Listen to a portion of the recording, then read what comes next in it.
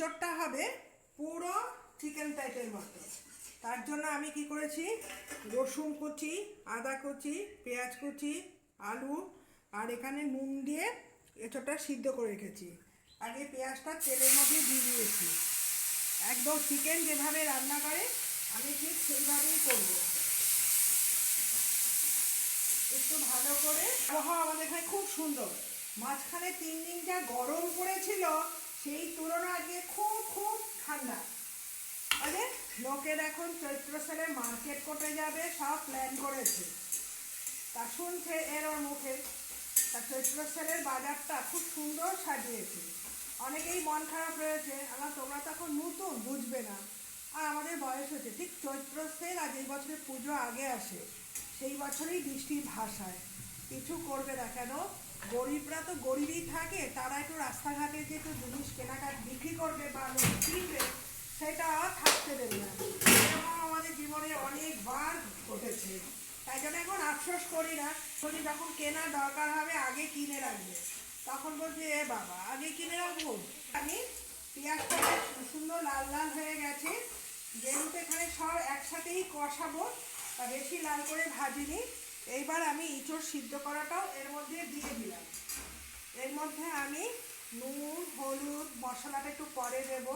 পেঁয়াজ রসুন দিয়ে একদম কষিয়ে কষিয়ে এঁচড়ের তরকারি আর মাছ ভাজা দিয়ে আমাদের দুপুরে খাওয়া হয়ে যাবে। দেখেছো কি সুন্দর কষিয়ে কষিয়ে এর মধ্যে আমি দেবো নুনটা এখন দেবো না, হলুদ আর কাশ্মীরি লঙ্কা গুঁড়োটা আগে দিয়ে দেবো। একটু হলুদটা দিয়ে দিলাম।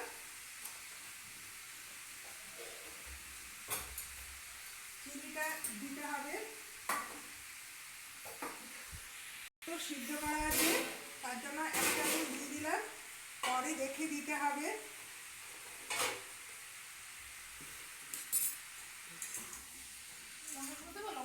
হ্যাঁ, আর একটু লঙ্কার গুঁড়ো দাও, এটা চামচ দিয়ে দাও, বেশি যাতে না পড়ে। তুমি তো আবার ঘি খাবে না। হ্যাঁ, সামান্য কালারের জন্য একটু লাল লঙ্কার গুঁড়ো দিলাম। বেশ সুন্দর গন্ধ বেরিয়েছে। এই সুন্দর এই বছরে নতুন ইঁচড় উঠেছে। এর আগে বড় বড় বিচ্ছি ইঁচড় পাওয়া যেত, কিন্তু এবার এটা দিচ্ছি কারণ খুব সুন্দর কালার হওয়ার জন্য।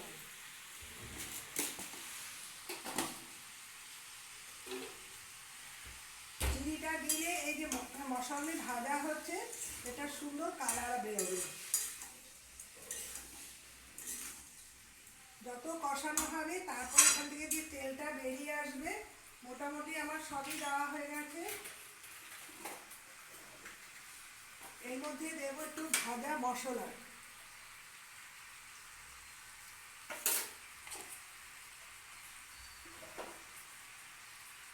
আর দেবো একটু টমেটো কেটে রেখেছি।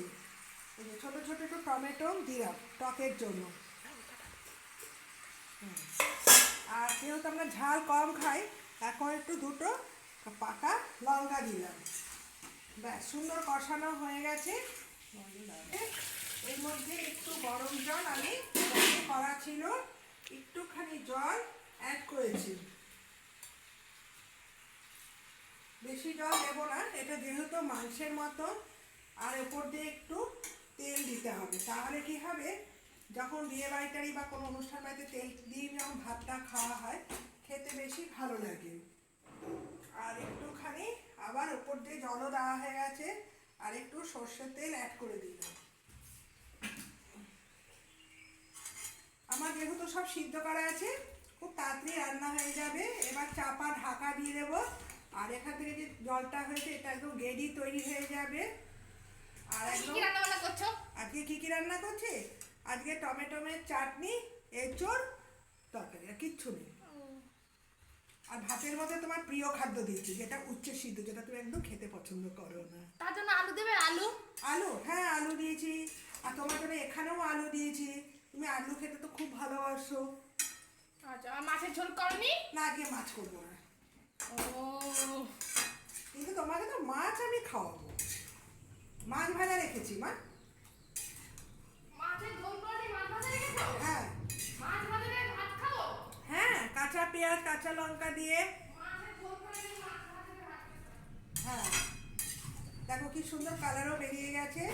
ব্যাস, এবার আবার ঢাকা দিয়ে দেবো, আমার রান্না হয়ে গেল। হ্যাঁ, তোমরা সাথে থেকো।